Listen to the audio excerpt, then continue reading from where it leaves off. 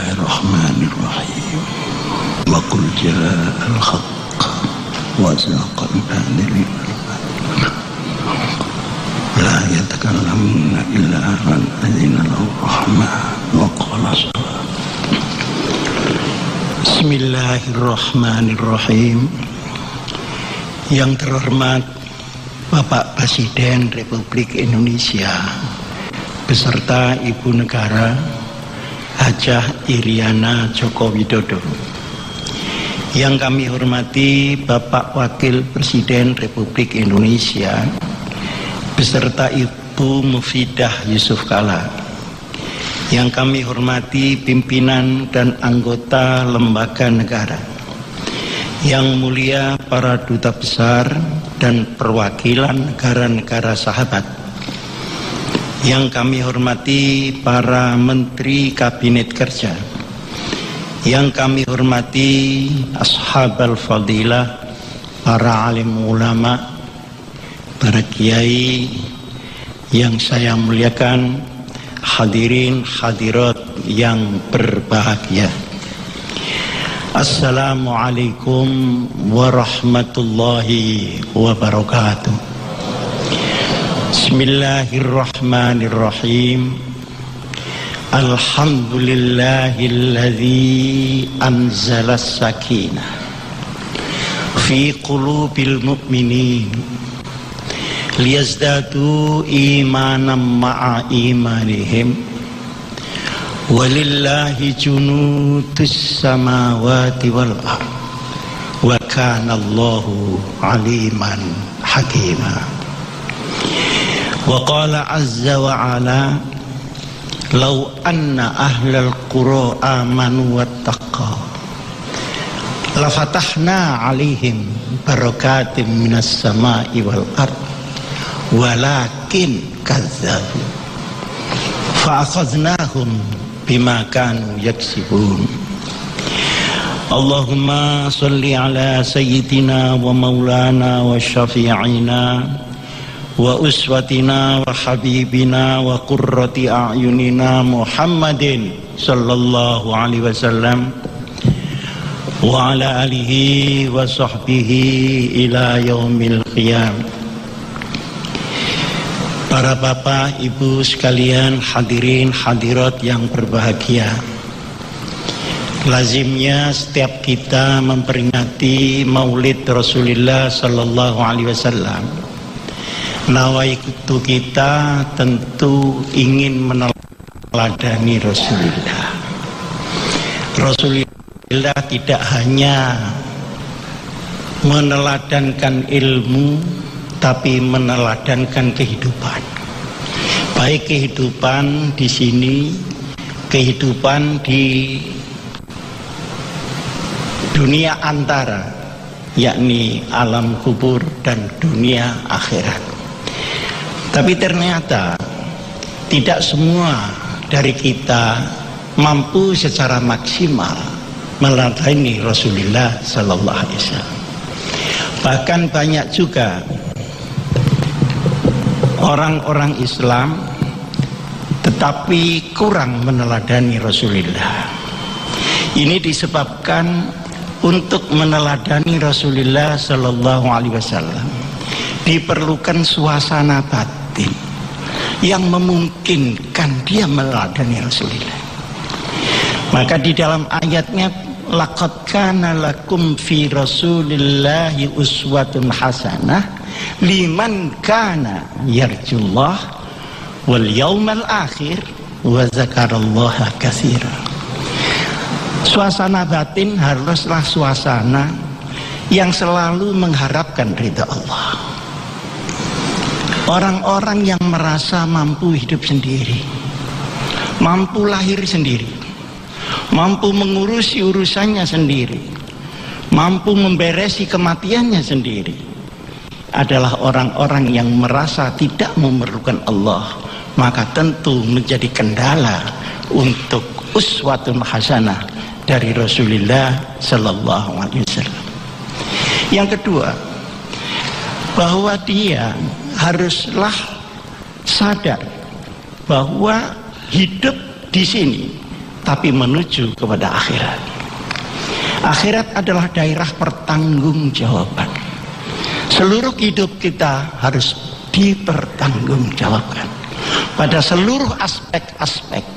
Apakah itu keilmuan, apakah itu harta benda, status, peluang dan sebagainya, maka harus dipertanggungjawabkan.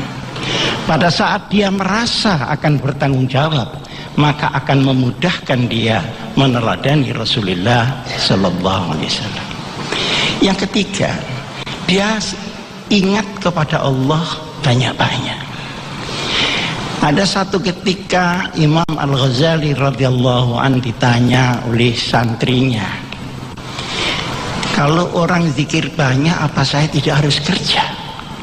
Apa saya tidak ke ladang? Apa saya tidak ke kantor? Zikir terus. Jawab Imam Ghazali, tidak. Semua pekerjaan yang berangkatnya dari Allah dan sadar bahwa itu kewajiban, itu adalah zikir pada bidangnya masing-masing. Oleh karenanya, maka yang diperlukan bukan bentuk daripada zikir, tapi esensi daripada zikir itu.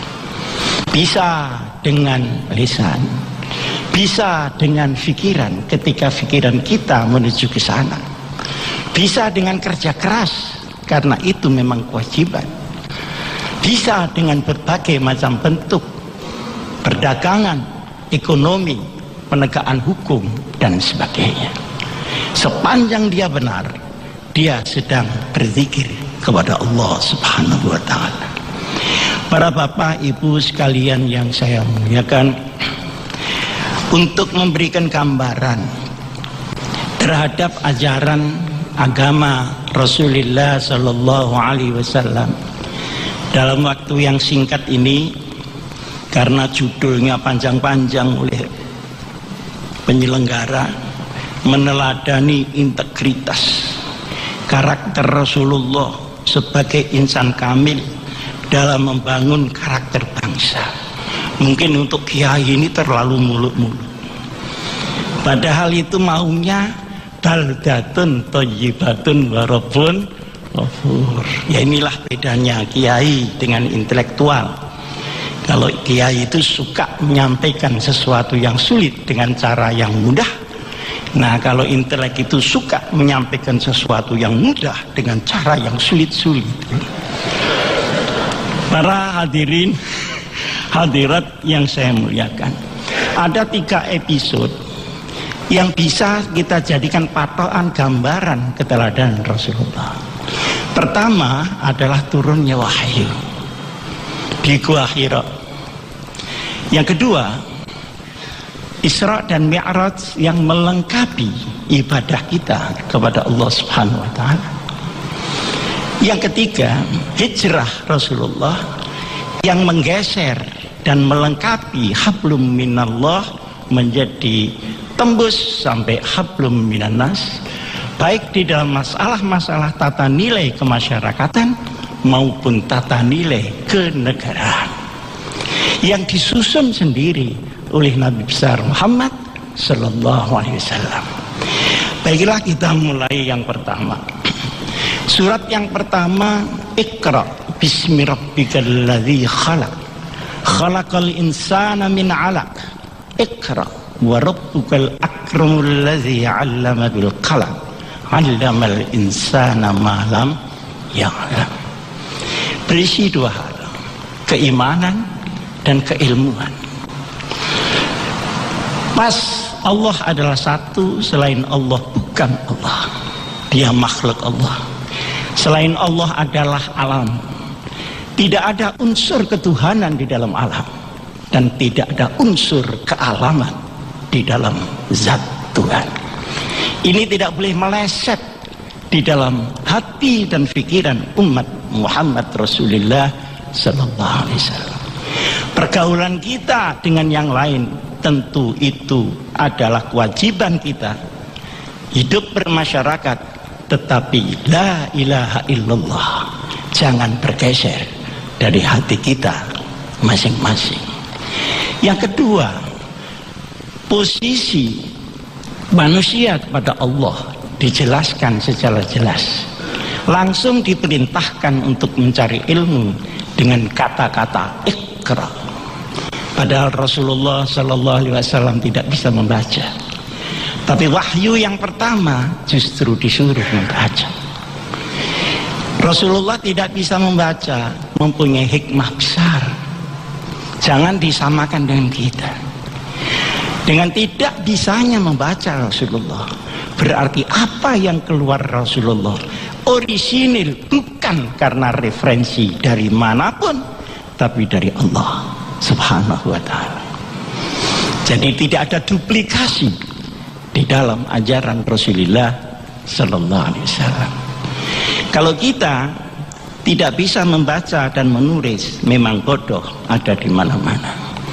Oleh karenanya khususiyatul Rasul jangan disamakan dengan keadaan kita. Yang menarik adalah bahwa perintah membaca tidak dijelaskan membaca apa, dan tidak dijelaskan dengan apa kita membaca. Di dalam kaidah-kaidah ilmu ushul fikih, kalau ada perintah tapi tidak dijelaskan diperintah apa, maka berarti diperintah secara umum. Iqra, baca. Ya sudah, baca aja. Nah, di dalam kompilasi berbagai macam tafsir-tafsir yang muktabar, yang autentik, ada beberapa hal yang harus dibaca oleh manusia. Pertama, membaca ajaran Allah, ayat-ayat Allah. Yang kedua, membaca bukti kebenaran ajaran itu. Karena bukti itu ada di mana-mana. Hanya kita saja yang tidak melihat, karena penglihatan mata kita tidak dibersamai dengan mata batin kita. Wa fil ardi ayatul lil muqinin wa fi anfusikum afala tatafakkarun. Di dunia ini penuh dengan bukti kebenaran ajaran, bahkan di dalam dirimu sendiri. Masa kamu tidak melihatnya? Kaifa takfuruna billahi wa kuntum amwatan fa ahyakum summa yumitukum summa yuhyikum summa ilaihi turja'un. Masihkah kamu ingkar kepada Allah padahal kamu asalnya mati, yakni ketika berada di kandungan sebelum 4 bulan, habis itu dihidupkan oleh Allah. Jadi roh dengan jasad itu datangnya lebih belakangan roh, kemudian hidup, dimatikan lagi, dihidupkan lagi, dikembalikan kepada Allah Subhanahu wa ta'ala. Orang yakin mati, dia akan mati. Orang yang berani mati akan mati. Bahkan orang yang takut mati, dia mati duluan daripada yang berani mati. Tentara-tentara kita itu semua tekan mati, tapi kok enggak mati-mati ya, masih pensiun ini. Sementara yang takut mati, mati duluan. Saya masih ingat seorang hakim yang memutuskan hukuman mati untuk terdakwa. Ternyata hakim itu lebih dulu mati daripada yang dihukumnya. Berarti proses ini bukan kita. Nafas itu bukan proses kita.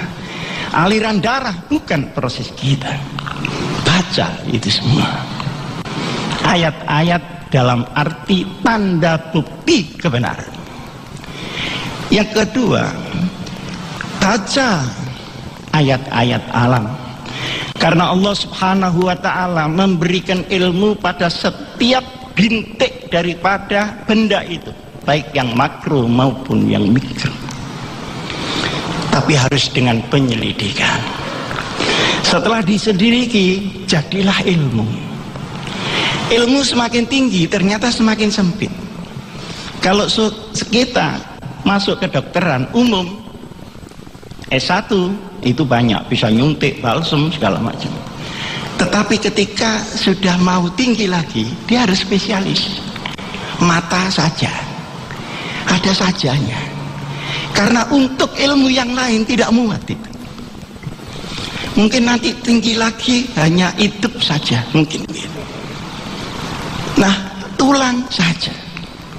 Perhatikan betapa ilmu itu diletakkan pada setiap, dan itu harus dibaca. Maka salah besar orang yang memisahkan ilmu agama dengan ilmu sains dan teknologi. Karena dia bersumber dari kekuasaan Allah yang sama. Para hadirin yang saya muliakan. Nah, ilmu ini diberikan kepada seluruh manusia tanpa memandang agama.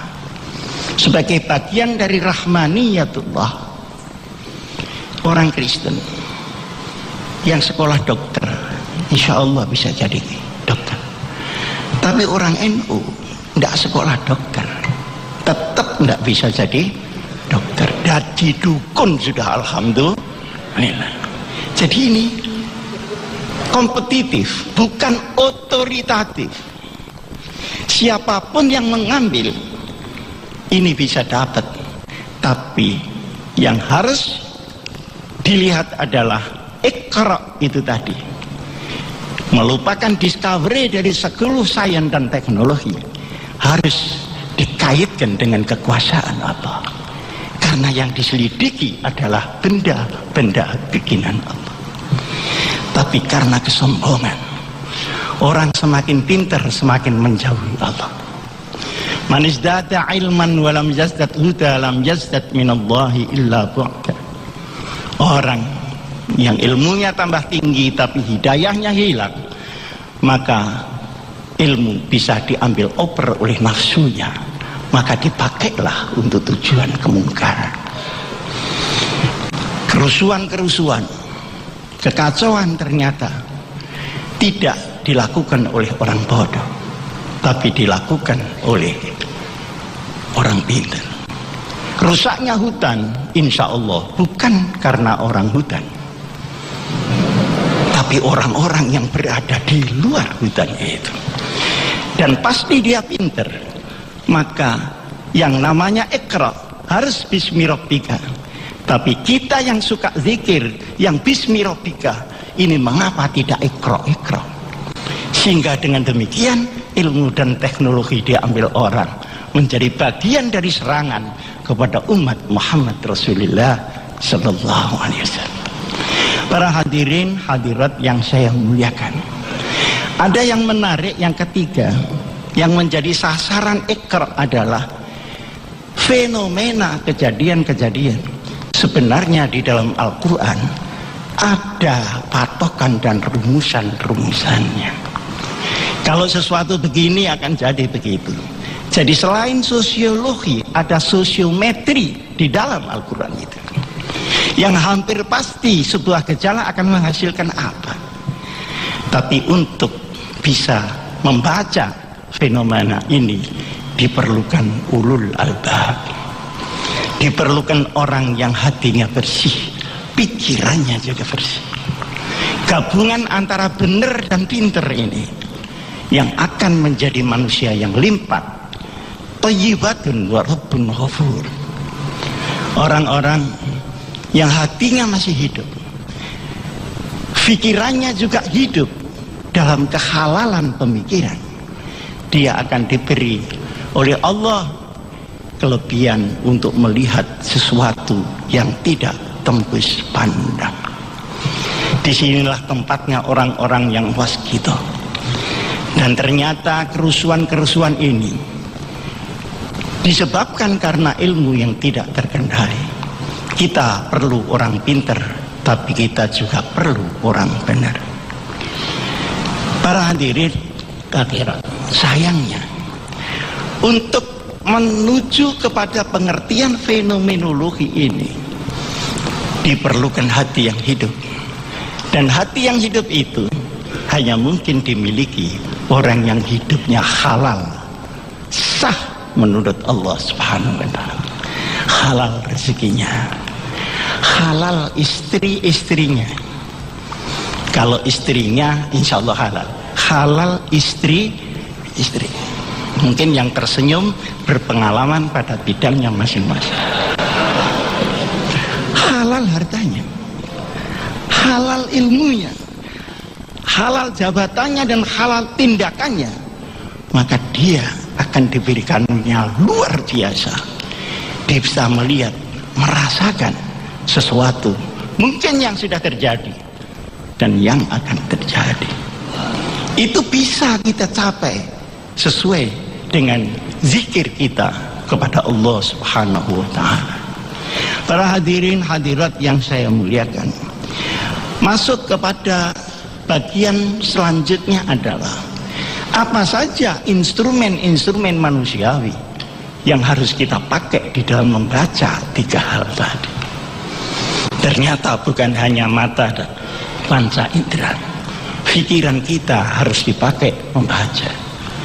Di Quran disebutkan afala tatafakkarun, apakah kau tidak mikir? Afala tatadzakkarun, apakah kau tidak ingat fenomena sejarah, romantika sejarah, timbul tenggelamnya bangsa dan sebagainya? Itu ada patokan-patokan. Afala ta'qilun, apakah kau tidak menggunakan akal? Yang paling menusuk hati kita adalah afala tubsirun, apakah penglihatan mata dan basirohmu tidak kau pakai? Para hadirin hadirat yang saya muliakan, maka baik panca indera, akal, rasa, nurani, ini secara simultan harus kita pakai. Pada saat ini semuanya hidup, maka kita akan bisa meneladani Nabi besar Muhammad Sallallahu Alaihi Wasallam. Orang yang rasa itu mati, dia akan kehilangan rasa malu. Orang yang rasa itu mati, az-zauq atau asy'ur, dia tidak akan malu bertengkar di muka anak-anaknya sendiri, dan sebagainya dan sebagainya. Maka pakailah seluruh instrumen yang diberikan oleh Allah yang sangat dahsyat pada manusia kita ini untuk menuju baldatun thayyibatun wa rabbun ghafur. Bagian yang kedua adalah peristiwa Isra dan Mi'raj Nabi besar Muhammad sallallahu alaihi wasallam yang melengkapi ibadah. Ibadah ini adalah alat dan metode pengembangan iman yang paling efektif.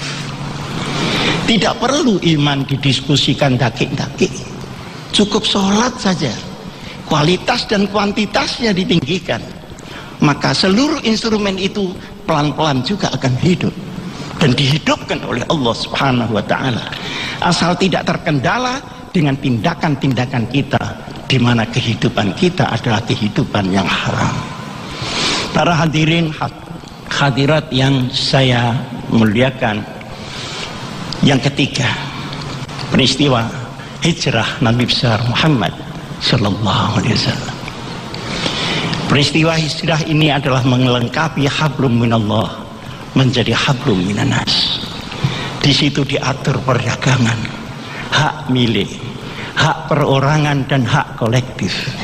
Bagaimana mengatur titik-titik ekonomi, bagaimana bedanya ekonomi dengan hukum, bagaimana mempertahankan budaya, seluruhnya ada pada periode Madinah. Ada dua aspek di situ. Pertama adalah aspek kemasyarakatan. Yang kedua aspek sistem kenegaraan. Para hadirin hadirat yang saya muliakan, seringkali ibadah dan tauhid kita yang menumbuhkan hablum minallah menjadi kesalehan pribadi, itu tidak tembus menjadi kesalehan sosial. Ini harus diakui kelemahan umat Islam. Mungkin di seluruh dunia adanya pertarungan-pertarungan antar umat Islam, pasti karena iman dan tauhid tidak tembus kepada muamalah tata sosial itu. Kadang-kadang kita malu terhadap orang yang tidak menggunakan Islam, tapi dia lebih tertib daripada kita. Memang saya pernah datang ke sebuah negara Negara itu katakanlah bukan negara muslim, banyak penduduknya makan babi, tapi khusus untuk hak milik dan perlindungan konsumen itu sangat diperhatikan. Sehingga kalau ada koper ketinggalan di bandara tidak bakal hilang, karena mengembalikan adalah biaya negara dan tidak mengembalikan adalah kriminalitas yang bisa ditangkap. Handphone kita ketinggalan di taksi pasti kembali. Saya kadang-kadang berpikir, ini negara non muslim, barang yang hilang ketemu semua. Sementara di negara yang mayoritas Islam, barang yang ada hilang semua. Para hadirin hadirat, ini yang menyebabkan Rasulullah Shallallahu Alaihi Wasallam pada tahun kedua hijrah Nabi besar Muhammad Shallallahu Alaihi Wasallam membuat sebuah aturan negeri Madinah. Namanya menarik, bukan negara Islam, tapi piagam Madinah. Artinya konsensus penduduk Madinah. Jadi lebih mengedepankan demokrasi bottom up daripada penindasan, sekalipun itu oleh ideologi.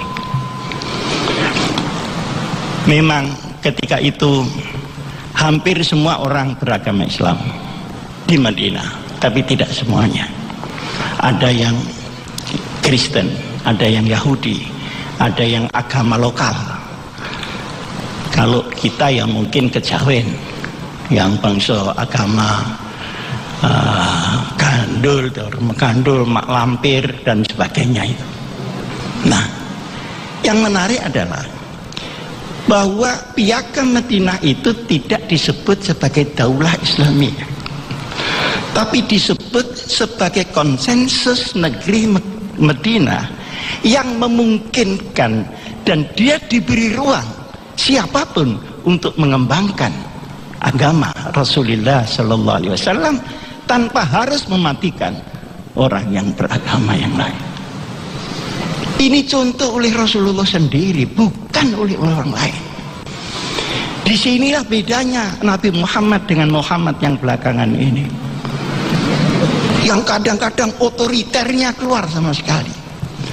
Kiranya Rasulullah sebagai Rasul yang dilengkapi dengan mukjizat, tentu sudah diberitahu bagaimana kelanjutan daripada dunia ini.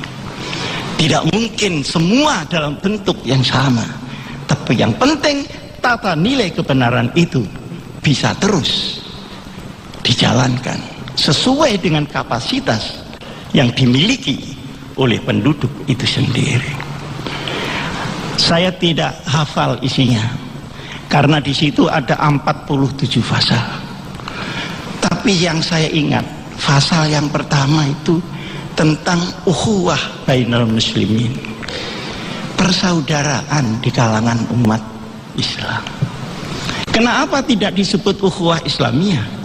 Karena di dalam Islam ukhuwah itu sudah dengan sendirinya. Yang ribut ini kan umat Islam, bukan Islam. Al-Islamu ya'lu wa la yu'la alaihi. Islam sebagai konsep kehidupan dunia akhirat tidak mungkin dikalahkan dengan yang lain. Tetapi umatnya bisa kalah di mana-mana sesuai dengan tingkat keislaman dan penyerapan keislaman itu sendiri. Kalau beda-beda sedikit ya sudahlah, tidak apa-apa. Dulu NU sama Muhammadiyah ribut tentang kunut, tapi alhamdulillah sekarang sudah tidak ada, Ustaz, karena sudah pada tidak sembahyang subuh. Jadi udah kelewat. Ya selisih begitu-begitu itu ya sudahlah. Silahkan saja sebagai sebuah variasi pemikiran-pemikiran. Dulu kalau beda hari raya ribut. Padahal yang beda bukan hari rayanya, tanggalnya yang beda. Nah, tanggal yang beda itu karena ada yang harus melihat tanggal, ada yang pokok konjungsi jalan masuk bulan yang baru. Nah, untuk melihat perlu 2 derajat. Ini yang dilakukan umumnya oleh orang-orang NU. Teman-teman Muhammadiyah udah konsumsi sedang. Wah, akhirnya ribut terus. Satu ketika saya dipanggil oleh Bapak Menko Kisra. Ketika itu namanya Bapak Yusuf Kala. Saya dipanggil bersama-sama Pak Syafi'i Ma'arif. Kata beliau, Menko Kisra ini Muhammadiyah kok ribut terus, nggak bisa ya dicocokkan ini apa?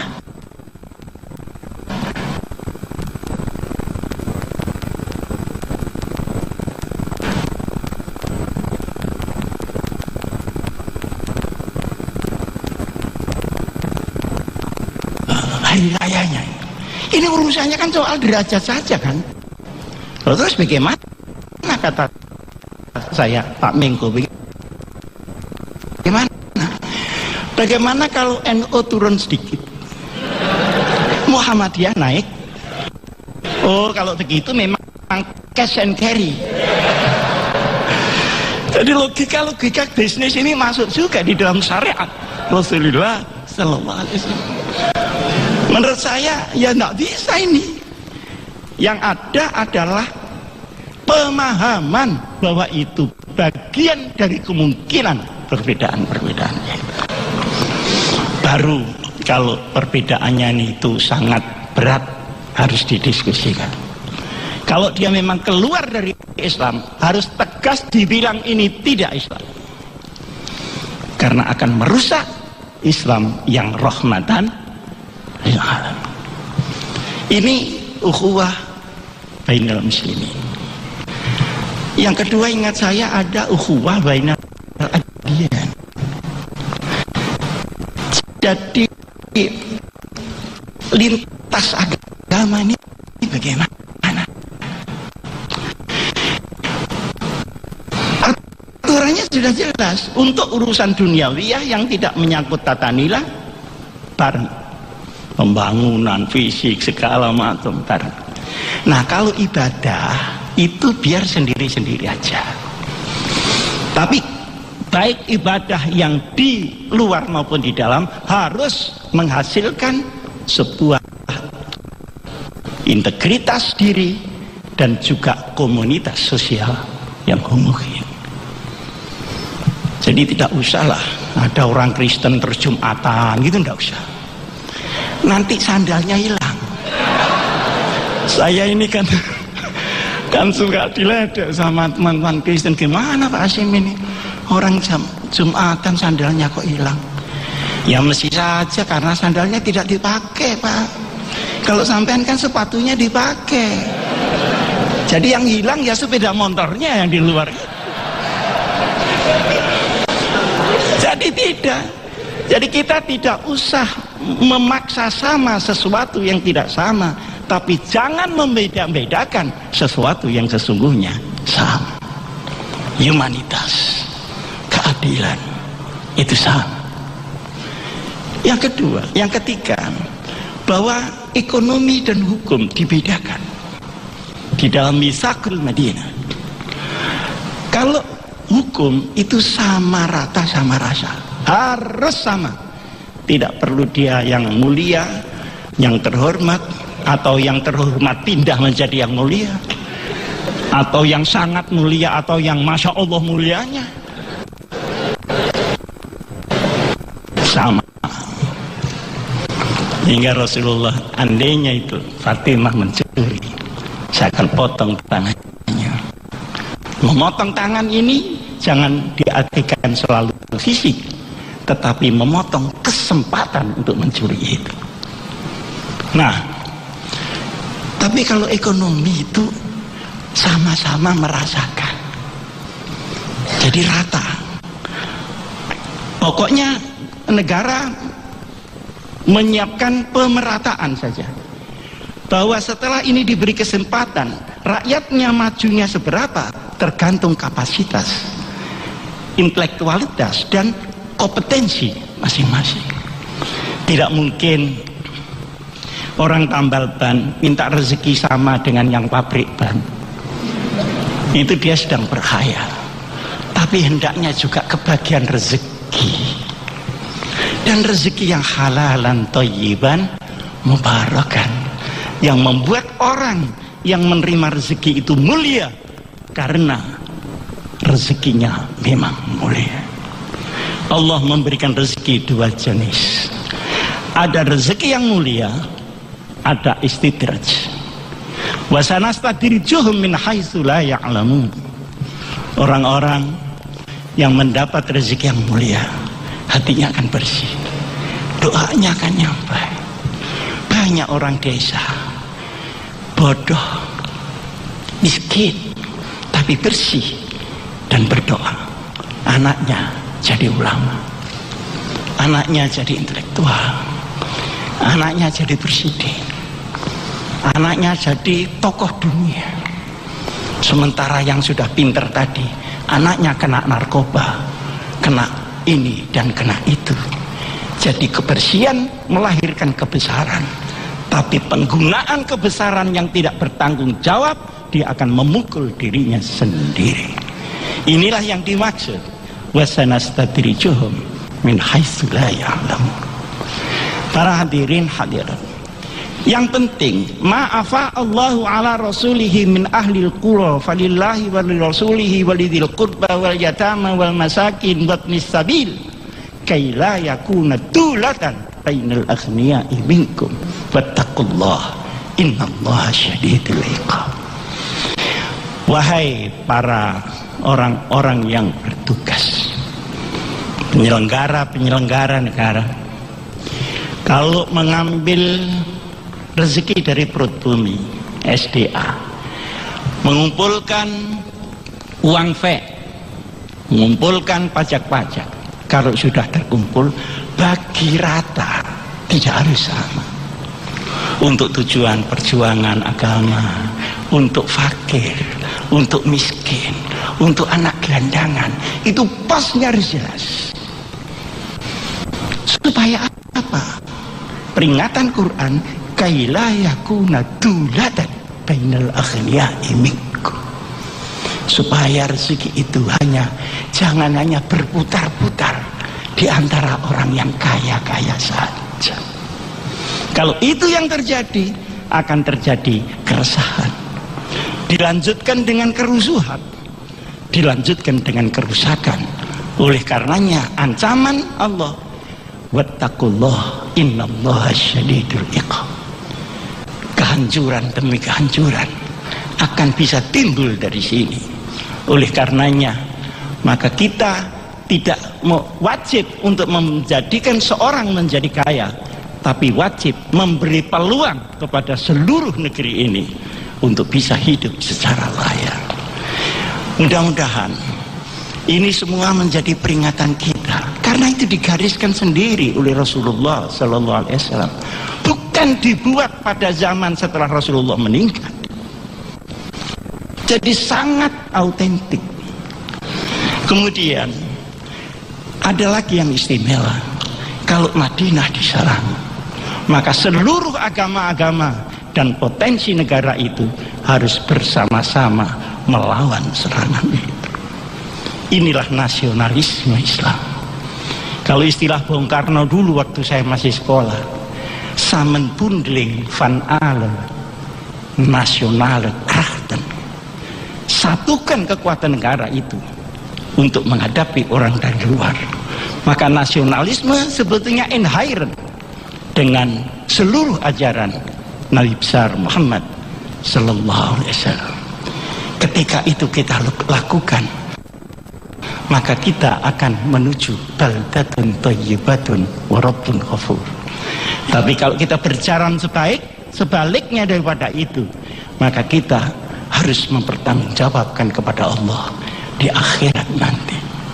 Di dunia hukum relatif, kadang-kadang hukum tidak berdaya, maka harus ada keadilan yang sesungguhnya, dan itu tempatnya adalah di mahkamah Allah Subhanahu wa Ta'ala. Semoga Allah melindungi kita sekalian, melindungi negara kita, melindungi iman kita, melindungi keilmuan kita. Mudah-mudahan Allah melindungi ibadah kita. Kemudian dalam komunitas menuju Allah dalam suasana Rabbun Ghafur, dalam konteks Islam yang rahmatan lil alamin. Aqulu qauli hadza wa astaghfirullah wa lakum. Kurang lebihnya saya mohon maaf. Wassalamualaikum warahmatullahi wabarakatuh.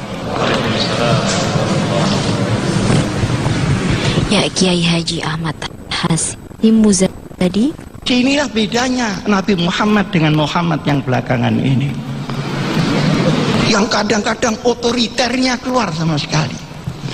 Kiranya Rasulullah sebagai Rasul yang dilengkapi dengan mukjizat, tentu sudah diberitahu bagaimana kelanjutan daripada dunia ini. Tidak mungkin semua dalam bentuk yang sama, tapi yang penting tata nilai kebenaran itu bisa terus dijalankan sesuai dengan kapasitas yang dimiliki oleh penduduk itu sendiri. Saya tidak hafal isinya karena di situ ada 47 pasal. Tapi yang saya ingat, pasal yang pertama itu tentang ukhuwah bainal muslimin, persaudaraan di kalangan umat Islam. Kenapa tidak disebut ukhuwah Islamiyah? Karena di dalam Islam ukhuwah itu sudah dengan sendirinya. Yang ribut ini kan umat Islam, bukan Islam. Al-Islamu ya'lu wa la yu'la alaihi. Islam sebagai konsep kehidupan dunia akhirat tidak mungkin dikalahkan dengan yang lain. Tetapi umatnya bisa kalah di mana-mana sesuai dengan tingkat keislaman dan penyerapan keislaman itu sendiri. Kalau beda-beda sedikit, ya sudahlah, tidak apa-apa. Dulu NU sama Muhammadiyah ribut tentang kunut, tapi alhamdulillah sekarang sudah tidak ada, Ustaz, karena sudah pada tidak sembahyang subuh. Jadi sudah kelewat. Ya selisih begitu-begitu itu ya sudahlah. Silahkan saja sebagai sebuah variasi pemikiran-pemikiran. Dulu kalau beda hari raya ribut. Padahal yang beda bukan hari rayanya, tanggalnya yang beda. Nah, tanggal yang beda itu karena ada yang harus melihat tanggal, ada yang pokok konjungsi jalan masuk bulan yang baru. Nah, untuk melihat perlu 2 derajat. Ini yang dilakukan umumnya oleh orang-orang NU. Teman-teman Muhammadiyah udah konsumsi sedang. Wah, akhirnya ribut terus. Satu ketika saya dipanggil oleh Bapak Menko Kisra. Ketika itu namanya Bapak Yusuf Kala. Saya dipanggil bersama-sama Pak ini Syafi'i Ma'arif. Kata beliau, Menko Kisra ini Muhammadiyah kok ribut terus, tidak bisa ya dicocokkan ini apa?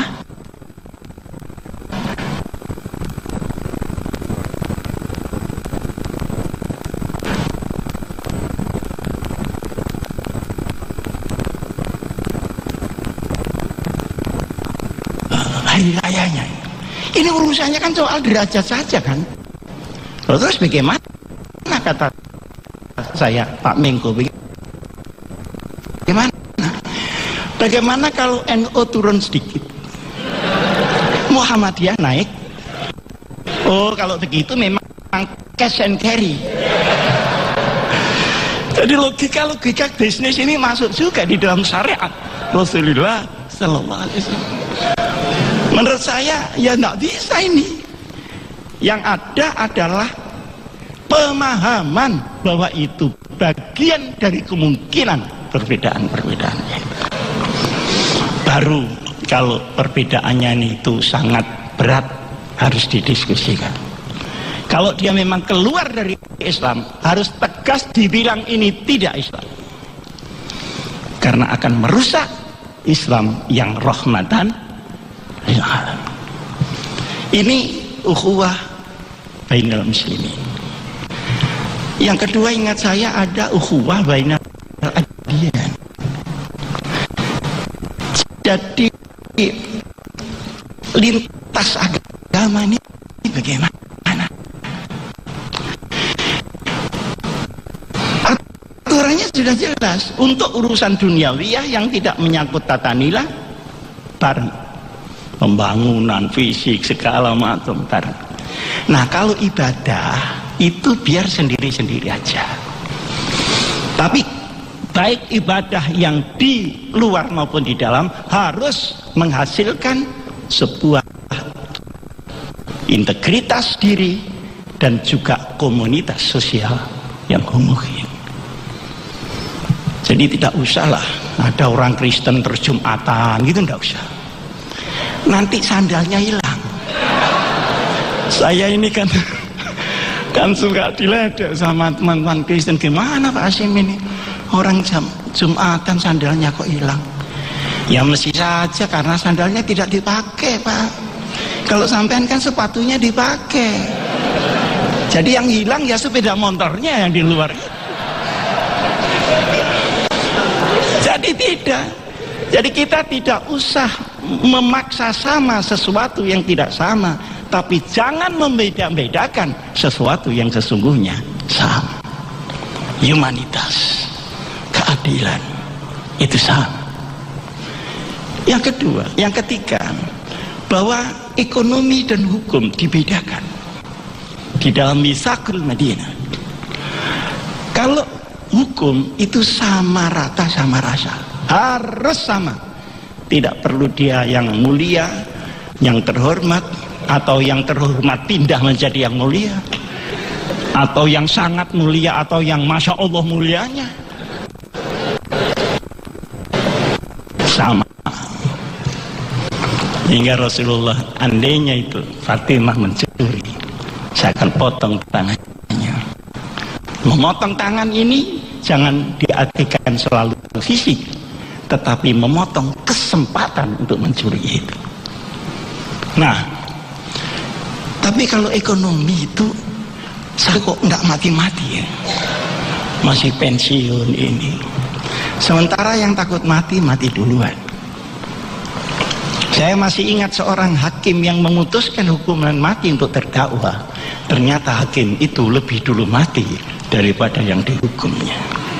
Berarti proses ini bukan kita. Nafas itu bukan proses kita. Aliran darah bukan proses kita. Baca itu semua. Ayat-ayat dalam arti tanda bukti kebenaran. Yang kedua, baca ayat-ayat alam. Karena Allah Subhanahu wa ta'ala memberikan ilmu pada setiap bintik daripada benda itu, baik yang makro maupun yang mikro. Tapi harus dengan penyelidikan. Setelah diselidiki, jadilah ilmu. Ilmu semakin tinggi, ternyata semakin sempit. Kalau kita masuk ke kedokteran umum, S1 itu banyak, bisa nyuntik, balsem, segala macam. Tetapi ketika sudah mau tinggi lagi, dia harus spesialis. Mata saja, ada sajanya. Karena untuk ilmu yang lain tidak muat itu. Mungkin nanti tinggi lagi hanya hidup saja, mungkin. Nah, tulang saja. Perhatikan betapa ilmu itu diletakkan pada setiap, dan itu harus dibaca. Maka salah besar orang yang memisahkan ilmu agama dengan ilmu sains dan teknologi, karena dia bersumber dari kekuasaan Allah yang sama. Para hadirin yang saya muliakan, nah, ilmu ini diberikan kepada seluruh manusia tanpa memandang agama, sebagai bagian dari rahmaniyatullah.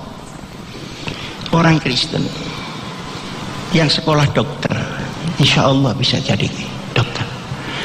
Tapi orang NU tidak sekolah dokter, tetap tidak bisa jadi dokter. Jadi dukun sudah, alhamdulillah. Jadi ini kompetitif, bukan otoritatif. Siapapun yang mengambil ini bisa dapat, tapi yang harus dilihat adalah Iqra itu tadi, melupakan discovery dari seluruh sains dan teknologi, harus dikaitkan dengan kekuasaan Allah, karena yang diselidiki adalah benda-benda bikinan Allah. Tapi karena kesombongan, orang semakin pintar semakin menjauhi Allah. Man izdada ilman walam yazdad huda lam yazdad minallahi illa bu'da. Orang yang ilmunya tambah tinggi tapi hidayahnya hilang, maka ilmu bisa diambil oper oleh nafsunya, maka dipakailah untuk tujuan kemungkaran. Kerusuhan-kerusuhan, kekacauan ternyata tidak dilakukan oleh orang bodoh, tapi dilakukan oleh orang pintar. Rusaknya hutan, insya Allah bukan karena orang hutan, tapi orang-orang yang berada di luar hutan itu. Dan pasti dia pintar, maka yang namanya Iqra harus bismi rabbika. Tapi kita yang suka zikir, yang bismi rabbika, ini mengapa tidak Iqra? Sehingga dengan demikian ilmu dan teknologi diambil orang, menjadi bagian dari serangan kepada umat Muhammad Rasulullah Sallallahu Alaihi Wasallam. Para hadirin hadirat yang saya muliakan, ada yang menarik, yang ketiga yang menjadi sasaran Iqra adalah fenomena kejadian-kejadian. Sebenarnya di dalam Al-Quran ada patokan dan rumusan-rumusannya. Kalau sesuatu begini akan jadi begitu. Jadi selain sosiologi, ada sosiometri di dalam Al-Quran itu, yang hampir pasti sebuah gejala akan menghasilkan apa. Tapi untuk bisa membaca fenomena ini diperlukan ulul albab, diperlukan orang yang hatinya bersih, pikirannya juga bersih. Gabungan antara benar dan pinter ini yang akan menjadi manusia yang limpah, thayyibatun wa rabbun ghafur. Orang-orang yang hatinya masih hidup, pikirannya juga hidup dalam kehalalan pemikiran, dia akan diberi oleh Allah kelebihan untuk melihat sesuatu yang tidak tembus pandang. Disinilah tempatnya orang-orang yang waskito. Dan ternyata kerusuhan-kerusuhan ini disebabkan karena ilmu yang tidak terkendali. Kita perlu orang pintar, tapi kita juga perlu orang benar. Para hadirin hadirat, sayangnya untuk menuju kepada pengertian fenomenologi ini diperlukan hati yang hidup. Dan hati yang hidup itu hanya mungkin dimiliki orang yang hidupnya halal, sah menurut Allah Subhanahu wa Ta'ala. Halal rezekinya, halal istri-istrinya. Kalau istrinya insya Allah halal, halal istri. Mungkin yang tersenyum berpengalaman pada bidangnya masing-masing. Halal hartanya, halal ilmunya, halal jabatannya, dan halal tindakannya, maka dia akan diberikannya luar biasa. Dia bisa melihat, merasakan sesuatu mungkin yang sudah terjadi dan yang akan terjadi. Itu bisa kita capai sesuai dengan zikir kita kepada Allah Subhanahu wa Ta'ala. Para hadirin hadirat yang saya muliakan, masuk kepada bagian selanjutnya adalah apa saja instrumen-instrumen manusiawi yang harus kita pakai di dalam membaca tiga hal tadi. Ternyata bukan hanya mata dan panca indera, pikiran kita harus dipakai membaca. Di Quran disebutkan afala tatafakkarun, apakah kau tidak mikir? Afala tatadzakkarun, apakah kau tidak ingat fenomena sejarah, romantika sejarah, timbul tenggelamnya bangsa dan sebagainya? Itu ada patokan-patokan. Afala taqilun, apakah kau tidak menggunakan akal? Yang paling menusuk hati kita adalah afala tubsirun, apakah penglihatan mata dan basirohmu tidak kau pakai? Para hadirin hadirat yang saya muliakan, maka baik panca indera, akal, rasa, nurani, ini secara simultan harus kita pakai. Pada saat ini semuanya hidup, maka kita akan bisa meneladani Nabi besar Muhammad Sallallahu Alaihi Wasallam. Orang yang rasa itu mati, dia akan kehilangan rasa malu. Orang yang rasa itu mati, az-zauq atau asy'ur, dia tidak akan malu bertengkar di muka anak-anaknya sendiri, dan sebagainya dan sebagainya.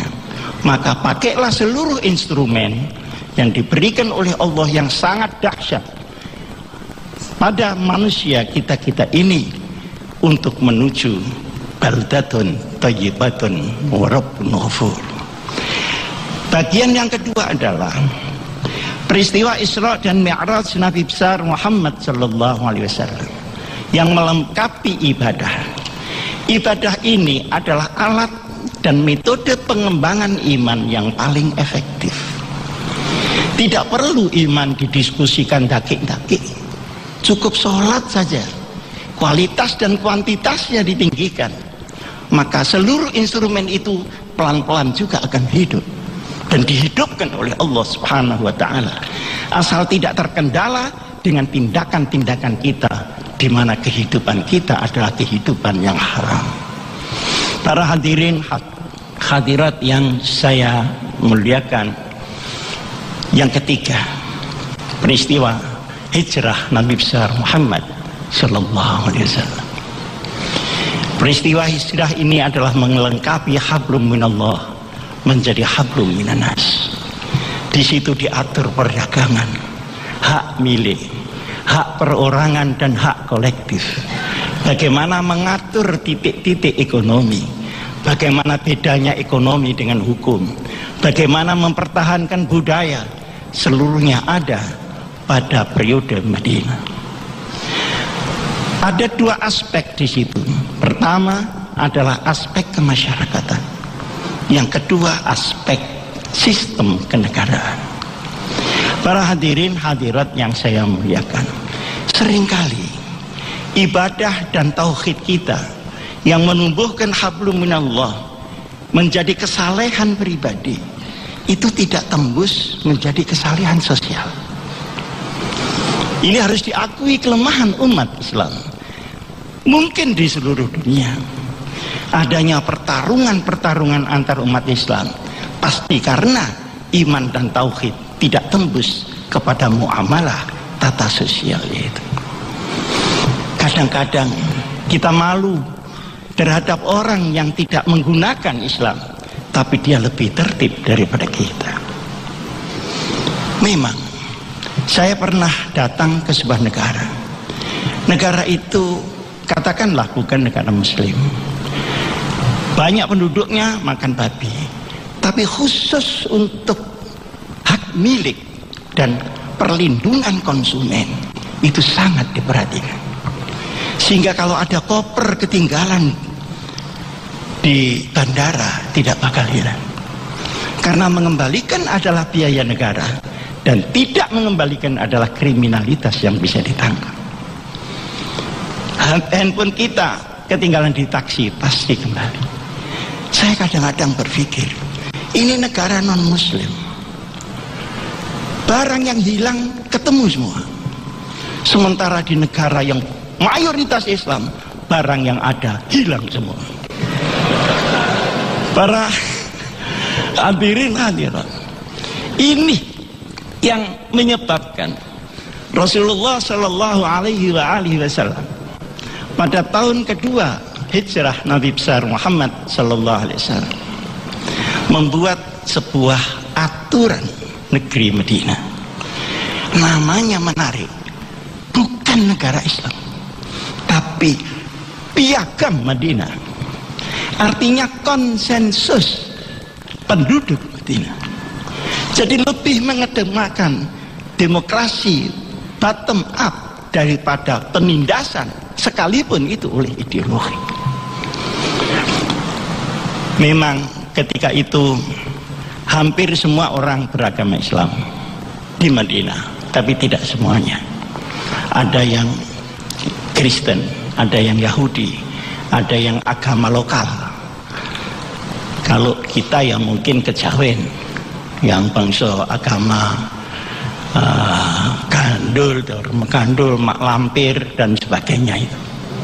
Nah, yang menarik adalah bahwa piagam Madinah itu tidak disebut sebagai daulah Islamiyah, tapi disebut sebagai konsensus negeri Madinah yang memungkinkan dan dia diberi ruang siapapun untuk mengembangkan agama Rasulullah Sallallahu Alaihi Wasallam tanpa harus mematikan orang yang beragama yang lain. Ini contoh oleh Rasulullah sendiri, bukan oleh orang lain.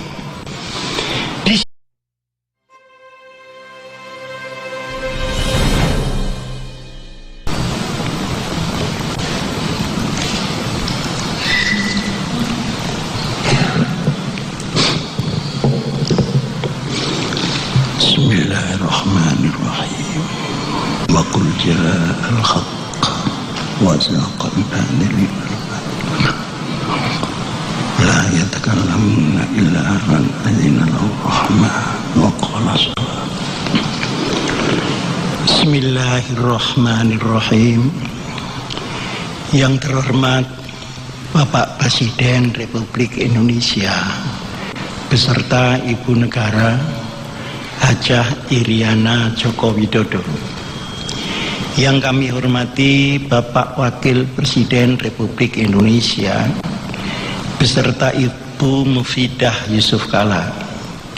Yang kami hormati pimpinan dan anggota lembaga negara. Yang mulia para duta besar dan perwakilan negara-negara sahabat. Yang kami hormati para menteri kabinet kerja. Yang kami hormati ashabal fadilah, para alim ulama, para kiai yang saya muliakan, hadirin hadirat yang berbahagia. Assalamualaikum warahmatullahi wabarakatuh. Bismillahirrahmanirrahim. Alhamdulillahilladzi anzala as-sakinah fi qulubil mu'minin liyazdadu imanan ma'a imanihim walillahi junudus samawati wal ard wa kana Allahu aliman hakima. Wa qala azza wa ala law anna ahlal qura amanu wattaqaw la fatahna alaihim barakatim minas sama'i wal ard walakin kazzabu fa akhadnahum bima kanu yaksibun. Allahumma salli ala sayyidina wa maulana wa syafi'ina wa uswatina wa habibina wa qurrati a'yunina Muhammadin sallallahu alaihi wasallam wa ala alihi wa sahbihi ila yaumil qiyam. Para bapak, ibu sekalian, hadirin hadirat yang berbahagia, lazimnya setiap kita memperingati Maulid Rasulullah sallallahu alaihi wasallam. Nawaitu kita tentu ingin meneladani Rasulullah. Rasulullah tidak hanya meneladankan ilmu, tapi meneladankan kehidupan. Baik kehidupan di sini, kehidupan di dunia antara, yakni alam kubur dan dunia akhirat. Tapi ternyata tidak semua dari kita mampu secara maksimal meladani Rasulullah Sallallahu Alaihi Wasallam. Bahkan banyak juga orang-orang Islam tetapi kurang meneladani Rasulullah. Ini disebabkan untuk meneladani Rasulullah Sallallahu Alaihi Wasallam diperlukan suasana batin yang memungkinkan dia meneladani Rasulullah. Maka di dalam ayatnya, laqad kana lakum fi Rasulillahi uswatun hasanah liman kana yarjullah wal yaumal akhir wa zakarallaha katsiran. Suasana batin haruslah suasana yang selalu mengharapkan ridha Allah. Orang-orang yang merasa mampu hidup sendiri, mampu lahir sendiri, mampu mengurusi urusannya sendiri, mampu memberesi kematiannya sendiri, adalah orang-orang yang merasa tidak memerlukan Allah. Maka tentu menjadi kendala untuk uswatun hasanah dari Rasulullah Sallallahu Alaihi Wasallam. Yang kedua, bahwa dia haruslah sadar bahwa hidup di sini tapi menuju kepada akhirat. Akhirat adalah daerah pertanggungjawaban. Seluruh hidup kita harus dipertanggungjawabkan pada seluruh aspek-aspek. Apakah itu keilmuan, apakah itu harta benda, status, peluang dan sebagainya, maka harus dipertanggungjawabkan. Pada saat dia merasa akan bertanggung jawab, maka akan memudahkan dia meneladani Rasulullah Sallallahu Alaihi Wasallam. Yang ketiga, dia ingat kepada Allah banyak-banyak. Ada satu ketika Imam Al-Ghazali radhiyallahu anhu ditanya oleh santrinya, kalau orang zikir banyak, apa saya tidak harus kerja? Apa saya tidak ke ladang? Apa saya tidak ke kantor? Zikir terus. Jawab Imam Ghazali, tidak. Semua pekerjaan yang berangkatnya dari Allah dan sadar bahwa itu kewajiban, itu adalah zikir pada bidangnya masing-masing. Oleh karenanya, maka yang diperlukan bukan bentuk daripada zikir, tapi esensi daripada zikir itu. Bisa dengan lisan, bisa dengan pikiran ketika pikiran kita menuju ke sana, bisa dengan kerja keras karena itu memang kewajiban, bisa dengan berbagai macam bentuk perdagangan, ekonomi, penegakan hukum dan sebagainya. Sepanjang dia benar, dia sedang berzikir kepada Allah Subhanahu wa Ta'ala. Para bapak ibu sekalian yang saya muliakan, untuk memberikan gambaran terhadap ajaran agama Rasulullah Sallallahu Alaihi Wasallam dalam waktu yang singkat ini, karena judulnya panjang-panjang oleh penyelenggara, meneladani integritas karakter Rasulullah sebagai insan kamil dalam membangun karakter bangsa. Mungkin untuk kiai ini terlalu muluk-muluk, padahal itu maunya baldatun thayyibatun wa rabbun ghafur. Ya inilah bedanya kiai dengan intelektual. Kalau kiai itu suka menyampaikan sesuatu yang sulit dengan cara yang mudah, nah kalau intelek itu suka menyampaikan sesuatu yang mudah dengan cara yang sulit-sulit.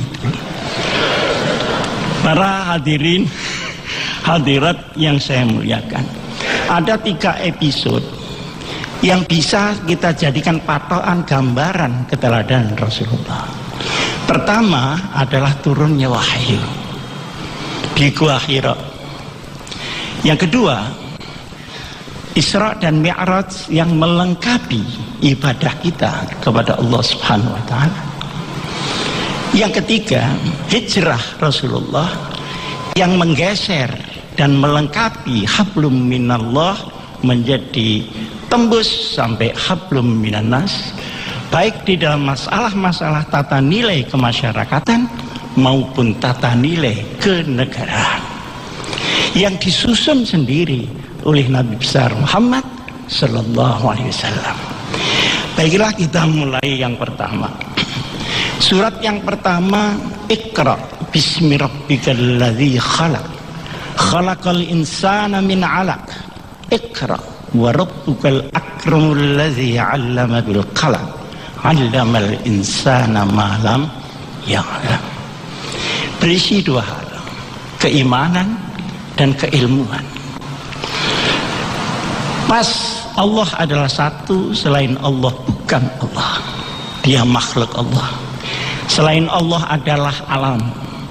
Tidak ada unsur ketuhanan di dalam alam, dan tidak ada unsur kealaman di dalam zat Tuhan.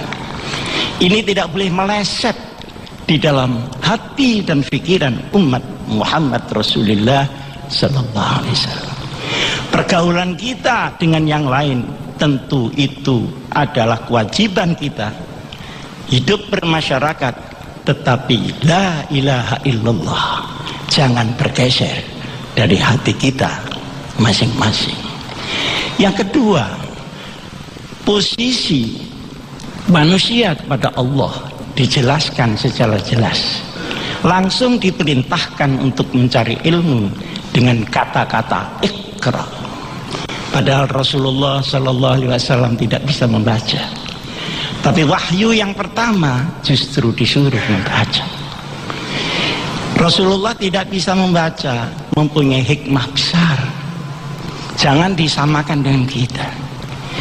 Dengan tidak bisanya membaca Rasulullah, berarti apa yang keluar Rasulullah orisinil, bukan karena referensi dari manapun, tapi dari Allah Subhanahu wa ta'ala. Jadi tidak ada duplikasi di dalam ajaran Rasulullah sallallahu alaihi wasallam. Kalau kita tidak bisa membaca dan menulis, memang bodoh ada di mana-mana. Oleh karenanya khususiyatul Rasul jangan disamakan dengan keadaan kita. Yang menarik adalah bahwa perintah membaca tidak dijelaskan membaca apa, dan tidak dijelaskan dengan apa kita membaca. Di dalam kaidah-kaidah ilmu ushul fikih, kalau ada perintah tapi tidak dijelaskan di perintah apa, maka berarti diperintah secara umum. Iqra, baca. Ya sudah, baca aja. Nah, di dalam kompilasi berbagai macam tafsir-tafsir yang muktabar, yang autentik, ada beberapa hal yang harus dibaca oleh manusia. Pertama, membaca ajaran Allah, ayat-ayat Allah. Yang kedua, membaca bukti kebenaran ajaran itu. Karena bukti itu ada di mana-mana. Hanya kita saja yang tidak melihat, karena penglihatan mata kita tidak dibersamai dengan mata batin kita. Wa fil ardi ayatul lil muqinin wa fi anfusikum afala tatafakkarun. Di dunia ini penuh dengan bukti kebenaran ajaran, bahkan di dalam dirimu sendiri. Masa kamu tidak melihatnya? Kaifa takfuruna billahi wa kuntum amwatan fa ahyakum summa yumitukum summa yuhyikum summa ilaihi turja'un. Masihkah kamu ingkar kepada Allah padahal kamu asalnya mati, yakni ketika berada di kandungan sebelum 4 bulan. habis itu dihidupkan oleh Allah. Jadi roh dengan jasad itu datangnya lebih belakangan roh, kemudian hidup, dimatikan lagi, dihidupkan lagi, dikembalikan kepada Allah Subhanahu wa ta'ala. Orang yakin mati, dia akan mati. Orang yang berani mati akan mati. Bahkan orang yang takut mati, dia mati duluan daripada yang berani mati. Tentara-tentara kita itu semua akan mati.